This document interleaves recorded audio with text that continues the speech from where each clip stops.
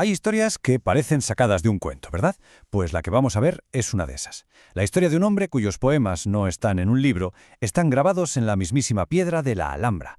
Pero ojo, que nadie se imagine un príncipe. Su historia es más bien una huida, una escapada desesperada de la oscuridad para poder encontrar la luz. Esta es la increíble vida de Ibn Zambrok. Fijaos en estas palabras. Las escribe ya casi al final de su vida. Es como si él mismo nos dijera: venid, mirad atrás conmigo. Y es que su vida fue, una mezcla brutal de belleza, de ambición, de un drama que ni el mejor guionista. Él sabía que su historia, su memoria, merecía la pena ser contada. Es que, a ver, pensemos en esto por un segundo. El legado que dejó. No hablamos de un libro que coge polvo en una estantería, no. Hablamos de poemas que son parte de los muros. Muros que han visto pasar siglos. Es como si sus versos fueran el alma de la Alhambra, ¿no? Fundidos con la arquitectura para siempre. Una pasada. Pero aquí viene el giro, lo que hace que todo esto sea, alucinante. Porque ¿de dónde sale toda esa sensibilidad, toda esa belleza? Pues de todo lo contrario. El hombre que escribió sobre fuentes y jardines se crió rodeado de la más pura brutalidad. Creció con miedo. Y esa es la gran pregunta, ¿no?, la que vamos a intentar responder. ¿Cómo es posible que un alma de poeta se forje en el fuego de una herrería, en medio de la violencia? ¿Cómo se escapa de un destino que parecía, escrito a martillazos, para acabar reescribiéndolo en verso? Vale, pues vamos a meternos en faena. Para entender de verdad a Ibn Zambrok hay que entender que vivía literalmente en dos mundos que no podían ser más opuestos y que, claro, chocaban de frente en su vida diaria. Por un lado, teníamos la Granada del siglo XIV.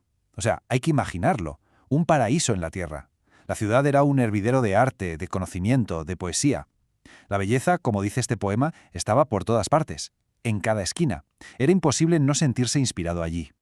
Pero luego cruzaba la puerta de su casa y todo cambiaba. La otra cara de la moneda. Su padre, un herrero. Pero no un artesano tranquilo, no. Un hombre violento, furioso. El propio Ibn Zambrok contaba que descargaba toda su rabia contra el yunque, los animales y su familia. El sonido de su infancia no era la poesía, era el martillo contra el metal.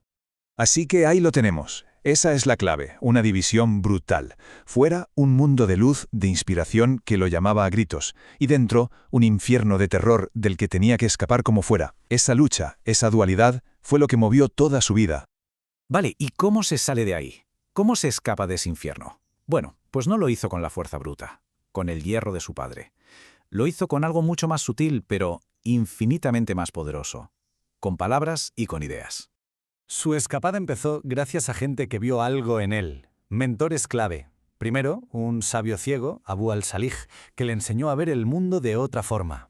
Luego, su maestro del Corán, Ahmad ben Zugh, que fue el primero en ver que dentro de ese chaval había un poeta.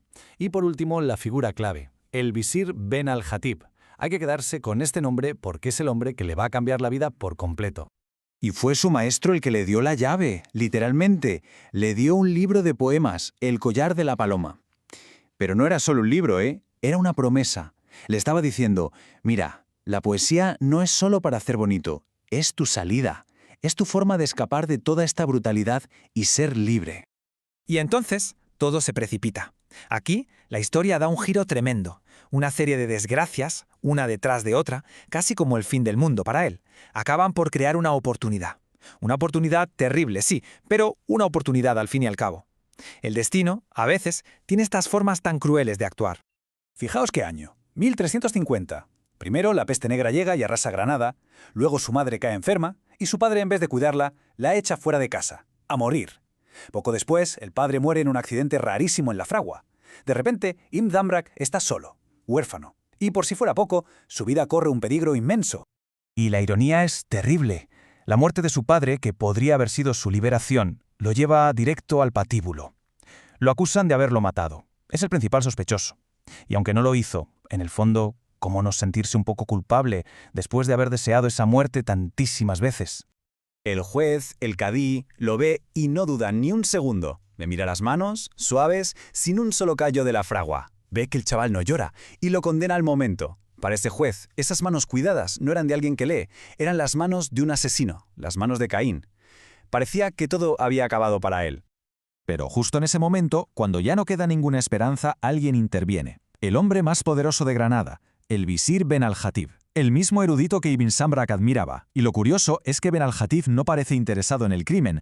Parece que ha venido a juzgar otra cosa, el alma del muchacho.